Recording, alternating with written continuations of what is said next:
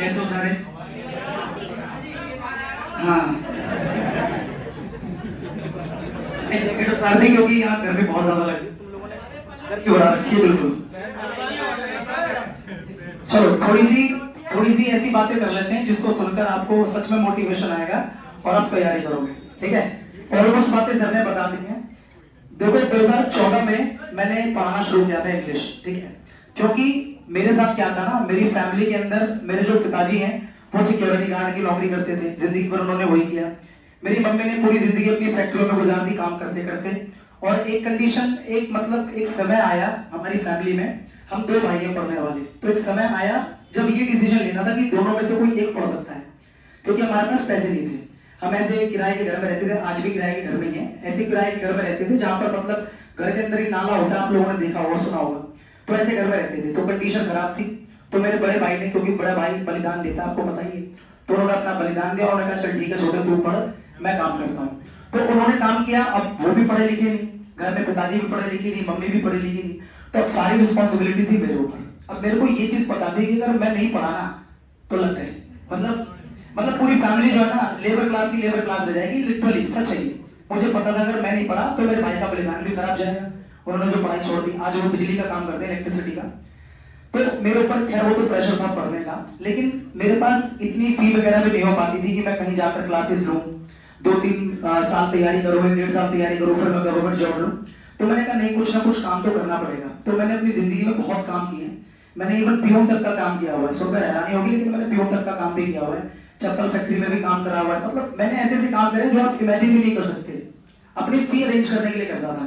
लेकिन फिर मुझे कॉल सेंटर्स में भी काम किया है मैंने, लेकिन मुझे लगा नहीं, ऐसे काम करने के बाद मैं पढ़ाई तो नहीं कर पाऊंगा और मैं भी लेबर क्लास में मतलब इंक्लूड होकर रह जाऊंगा, और फैमिली जो है ना उस लेवल से कभी ऊपर नहीं आ पाएगी, गरीबी रेखा से ऊपर नहीं आ पाएगी। तो फाइनली 2014 में मैंने डिसीजन लिया कि नहीं, बहुत हुआ काम, अब मैं पढ़ाना शुरू करूंगा। मेरे पास जो भी नॉलेज है मैं बच्चों को दूंगा। इससे क्या होगा ना, आप कनेक्ट रहते हो पढ़ाई से, आपके पास मतलब जो भी अर्निंग है आपको घर को चलाने के लिए वो भी आपके पास आ रही है, और प्लस आप पढ़ाई से कनेक्टेड भी हो। तो 2014 में जब मैंने पढ़ाना शुरू किया तो मेरे पास, अब यकीन मानो, मेरे पास 3 बच्चे 5 बच्चे थे। फिर धीरे धीरे करके मैंने बहुत एफर्ट लगाया, मैंने बहुत मेहनत लगाई, और आज मैं 250-400 बच्चों का भी बैच पढ़ाता हूँ, जो कि मेरे लिए बहुत प्राउड मोमेंट है कि छोटी सी कॉलोनी में जहाँ मैं रहता हूँ वहाँ मैं इतने बच्चों का बैच पढ़ा। और दूसरी बात ये कि बात मोटिवेशन की हो रही है, सर भी मोटिवेट कर रहे हैं आपको, अभी मोटिवेट करके गए आपको। एक छोटी सी बात कहता हूँ मैं आपसे, आप एक बात बताओ, फॉर्म भरने वाले लोगों की संख्या कितनी होती है?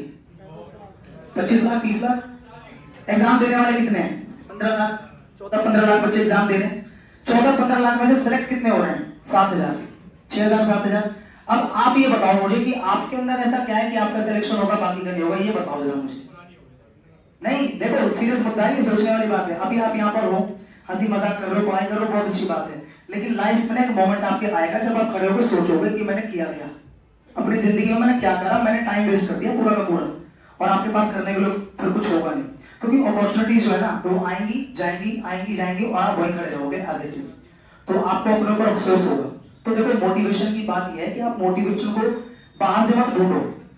कुछ बच्चे होते हैं यूट्यूब के ऊपर सर्च करते हैं how to stay motivated all the time, और उसी में पूरा दिन लगा रहे होंगे।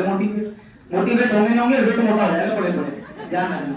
तो मोटिवेशन कहाँ से आती है? देखो मेरे केस में मोटिवेशन, अच्छा मेरी एसएससी की जर्नी कैसे हुई, सर ने बताया ना एसएससी की जर्नी कैसे स्टार्ट हुई। अब देखो मैं पढ़ाता हूँ, इंग्लिश पढ़ाता हूँ कॉम्पिटिटिव क्लासेस को, तो हमारे वहाँ पे जो और पढ़ाने वाले लोग हैं ना वो कई बार सवाल खड़ा करते हैं कि यार तुम पढ़ा रहे हो, तुम एग्जाम क्रैक कर सकते हो क्या, तुम इस योग्य हो क्या? मैंने कहा क्यों नहीं कर सकते भाई, बिल्कुल कर सकते हैं।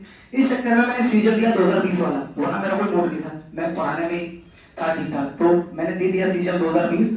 और मैंने उन लोगों को प्रूव किया, जब उनको मैंने अपना स्कोर दिखाया कि ले ये इंग्लिश के मार्क्स हैं 50 में से 50 प्री के अंदर और 200 में से 190 मेंस के अंदर, तो मैंने उन लोगों को प्रूव कर दिया कि हाँ मैं इंग्लिश पढ़ा सकता हूँ, I am capable of that. मैंने उन लोगों को प्रूव किया, सिंपल सी बात थी। अब मोटिवेशन का देखो स्रोत क्या होता है, छोटी छोटी जगह से मोटिवेशन आती है। मैंने जब तैयारी शुरू करी मुझे कुछ नहीं पता था, मतलब मेरे को इंग्लिश के अलावा मैथ्स का कुछ नहीं पता था। हिंदी मीडियम स्कूल का मैं पढ़ा हूँ, गवर्नमेंट स्कूल से, आप अंदाजा लगा सकते हो, मतलब इतना ज्यादा हिंदी मीडियम कि इंग्लिश भी हिंदी में पढ़ाई जाती है, इतना ज्यादा हिंदी मीडियम स्कूल था। तो मैथ्स में बिल्कुल नील बट्टे सन्नाटा, कुछ नहीं आता था। इंग्लिश थी जिसके बलबूते हम थे कि चलो कर लेंगे जो भी करना है, लेकिन फिर मेहनत करी, बहुत ज्यादा एफर्ट लगाया, रात रात को 3-3 बजे तक 2-2 बजे तक भी पढ़ाई करी, और फिर सुबह 7 बजे 8 बजे में अपने बैचेस लेने भी गया। तो इतना स्ट्रगल करना पड़ेगा आपको अगर आप सोचोगे ना कि दिन में 4 घंटे 5 घंटे पढ़ के आपको जॉब मिल जाएगी, तो आप एक सपने में हो। क्योंकि आपसे ज्यादा पढ़ने वाले हजारों बच्चे हैं, और जो ज्यादा पढ़ रहा है वो डिजर्व करता है ना, तुम थोड़ी डिजर्व करते हो। तुम पढ़ोगे तुम भी डिजर्व करोगे। तो मोटिवेशन कहां से आएगी? छोटी सी मैं आपको एक छोटा सा इंसिडेंट मैं आपके साथ शेयर करता हूँ।